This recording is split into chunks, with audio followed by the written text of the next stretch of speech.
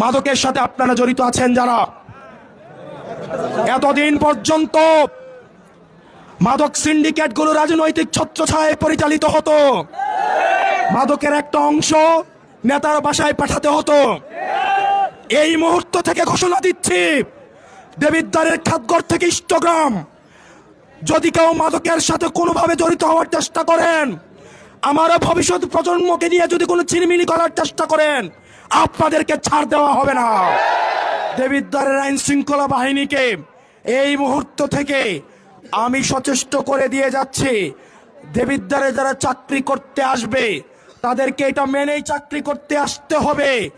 সরকারের যেই বেতন ভাতা, সরকারের যেই যেই সুবিধা আপনাদেরকে দেওয়া হয়, আপনারা আমাদের ভাই, আপনারা বাংলাদেশটা পরিবর্তন করতে চান আমার সরকারি চাকরিজীবী ভাইয়েরা, আমরা বিশ্বাস করতে চাই আপনারা ঘুষের সাথে জড়িত না, আপনারা কম্প্রোমাইজের সাথে জড়িত না।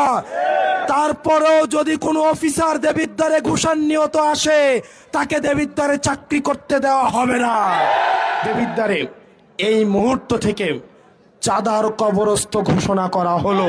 দেবিদ্বারের ব্যবসায়ীরা, প্রিয় সিএনজি স্টেশনের ভাইয়েরা, পেশাজীবী শ্রমজীবী ভাইয়েরা, প্রিয় হোটেল মালিকরা, যারা দেবিদ্বারে ব্যবসা করবেন সর্ব জায়গায়, সরকারি যেই ধরনের ফি আপনাদের রয়েছে, সরকারি যে আপনাদের নিয়ম মেনে ব্যবসা করার কথা, আপনাদের রেজিস্ট্রেশন, ট্যাক্স ফাইল, এইসব বিষয় ব্যতীত দেবিদ্বারের কোনো ব্যক্তিকে এক পয়সাও আপনাকে চাঁদা দিতে হবে না।